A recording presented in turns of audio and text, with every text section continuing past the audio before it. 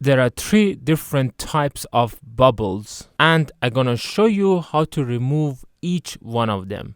Some are the ones that are at the edges of the screen protector, which are really easy to get rid of. All you got to do is to press your finger on the bubble and try to push them out towards the edge. I have also got a fairly big bubble, not far from the edge, but not so close to the edge.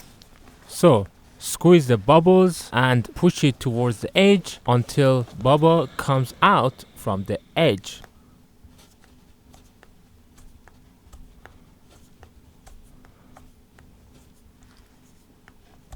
We were able to move this bubble because the bubble is big.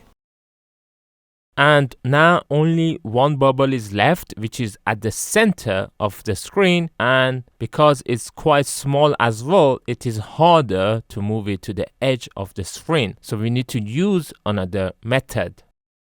All you got to do is to lift the screen protector from one side, which is closer to this bubble.